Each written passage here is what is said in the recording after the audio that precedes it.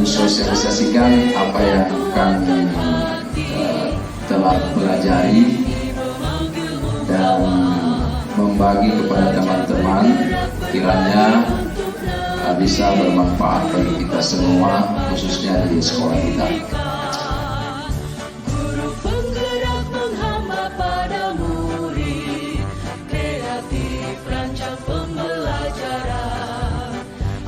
Sebagai calon guru penggerak yang mewakili SMP Negeri 2 Brombong angkatan kelima. Dan untuk kegiatan ini saya panel dengan rekan saya Ibu Nurwafidah untuk mensosialisasikan apa yang kami telah pelajari dan membagi kepada teman-teman, kiranya bisa bermanfaat bagi kita semua, khususnya di sekolah kita. Suatu budaya atau suatu kebiasaan itu memang sangat sulit untuk kita tumbuhkan, ciptakan di lingkungan sekolah, bahkan di masyarakat, karena yang namanya budaya itu sudah menjadi kebiasaan. Tetapi langkah-langkahnya sudah kita lakukan, ya mulai di kelas, ya ada peraturan kelas.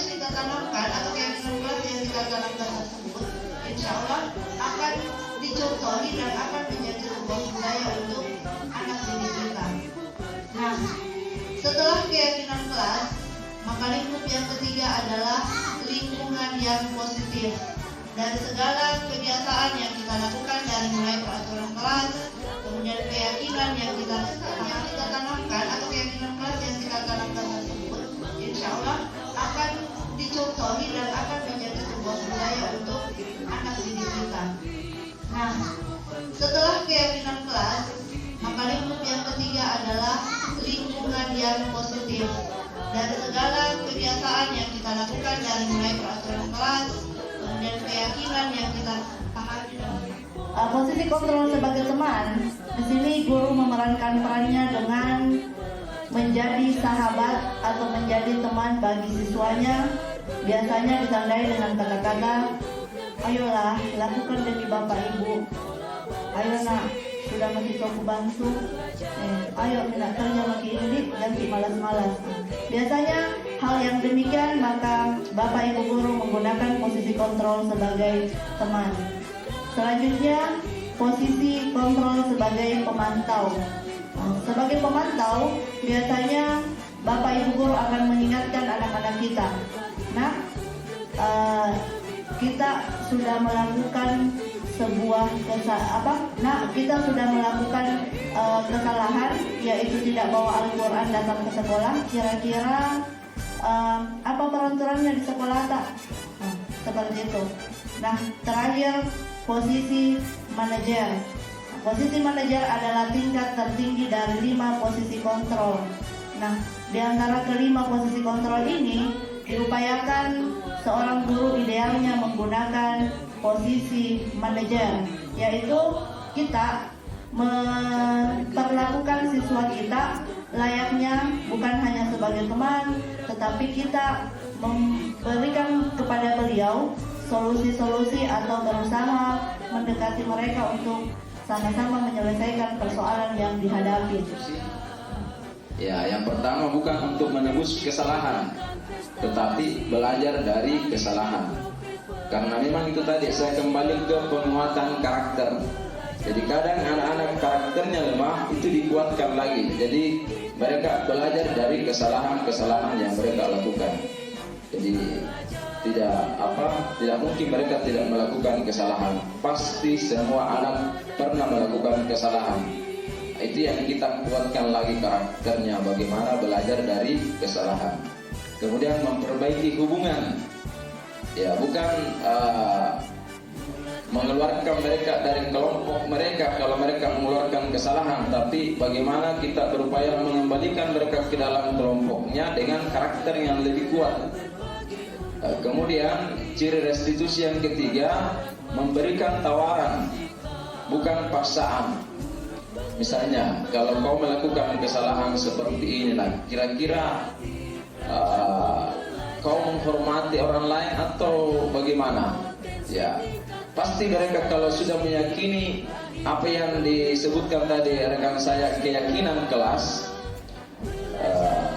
menghargai orang lain, artinya nilai-nilai kebajikan yang berlaku universal yang kita pahami bersama, tentu ya mereka akan berpikir sendiri.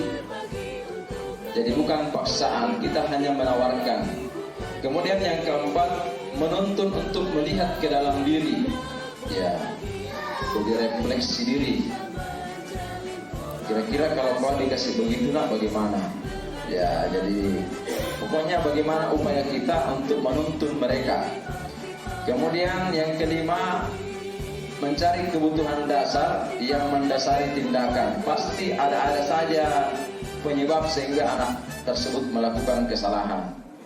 Karena kebutuhan manusia secara hak dasar itu ada beberapa yang kita pahami, seperti ya mereka butuh makan. Misalnya kalau mereka mengambil makanannya temannya, ya mungkin karena anak itu belum sarapan. Dan kita memposisikan diri sebagai penghukum tadi, yang 5 posisi kontrol. Ya, kalau kita posisikan diri sebagai penghukum, tentu sudah kita hukum yang berbuat kesalahan. Bukan juga kita di posisi yang kedua yang membuat merasa bersalah. Karena kapan kita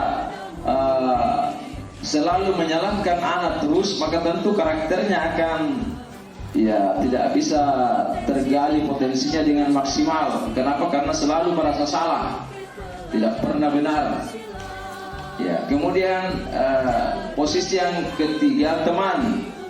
Ya, bisa saja kita berposisi sebagai teman, atau pemantau, atau manajer. Tapi posisi yang paling ditekankan di segitiga restitusi ini adalah posisi manajer. Ya, seperti yang digambarkan tadi oleh Ibu Nur Wahidah.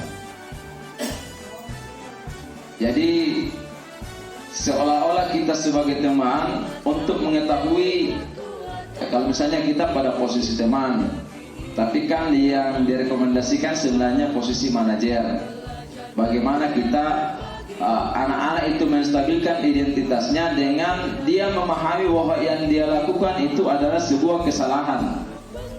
Jadi artinya misalnya kalau anak-anak terlambat datang, ya terlambat datang masuk atau terlambat masuk kelas, ya kita upayakan mereka yang mengerti dengan sendirinya bahwa apa yang dilakukan itu suatu kesalahan. Bukan menunjukkan bahwa itu sesuatu yang salah, tapi dia sendiri yang mengetahui identitas dirinya bahwa yang dia lakukan itu tidak sesuai dengan aturan. Ya, kalau dia sendiri sudah meyakini mengetahui apa yang dia lakukan itu tidak sesuai peraturan atau kesalahan, baru kita memberikan tahapan yang kedua atau validasi kebutuhan, ya, terhadap tindakan yang salah. Jadi kita cuma memvalidasi, oh jadi begitu, nah jadi kau kau terlambat masuk di kelas karena misalnya belanja dulu. Ya, kalau dia iakan berarti sudah paling itu yang dia lakukan, karena dia sudah iakan bahwa dia melakukan memang kesalahan karena alasannya itu tadi.